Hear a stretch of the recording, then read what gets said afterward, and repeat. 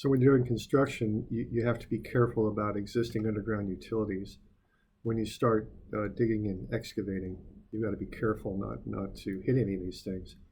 So this is a real big issue in construction. It affects both damaging these underground utilities, and also it's a real safety issue too. So there's actually a group that will help to coordinate digging in these areas. It's called the Oregon Utility Notification Center. Okay, there's their phone number. So what you want to do is contact these people before a project starts. They say at least 2 business days before starting any project. A large project, normally what you would do would be to submit the plans to them so that some of the stuff can be coordinated. They're like a coordination center, and they'll contact the different utilities and try and get a locator out there to mark any existing utilities that are out there so that you can avoid digging them up. Okay, so this service is for large projects. It's also for small homeowner projects too. They recommend anyone who, before they do any excavation, contact them. All right, if you strike buried utilities, of course, that can harm people and workers and just nearby people. If it, you can imagine if you hit a natural gas line or electric line or something like that, that could be just very dangerous. You can also damage the utilities, of course, and disrupt the service, damage your digging equipment. So just not something you want to do. What you would do then would be to give the locate office a set of plans and or call them. Locate the office. The locate office then coordinates with each utility, and they come out and they spray paint the site.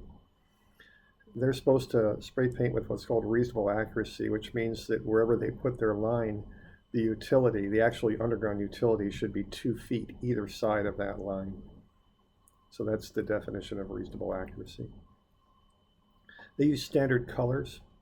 So electric is red, natural gas is yellow, communications are orange, water is blue, sanitary sewer and storm drain is green, and then proposed excavation is white. So the colors, do make a certain amount of sense there. You can think of red sparks for electricity, yellow for fire, for natural gas, blue water, of course. Sometimes, these colors are also used for layering when you do CAD drawings. These are the common colors that are used for these different layers. The one thing here, though, is that storm drain, to differentiate it from sanitary sewer, is usually purple in a CAD drawing. I don't know if they locate with that color or not, but that is the common layering that's used on CAD drawings from my experience. All right, so before your project starts, they'll have locators come out and mark where these different utilities are. There's some electric. You see the red coming into and out of that small lamp there. So right there and there. So they've marked that on the sidewalk. There's some Northwest natural gas, would be my guess, and WN there.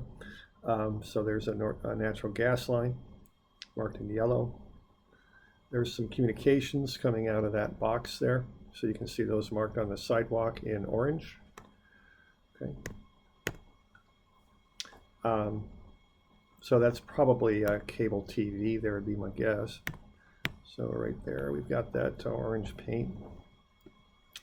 Okay, there's some blue, of course, for a water line. You see that goes through the valve box. There's some more blue coming off of a couple of meter boxes there. So that's water.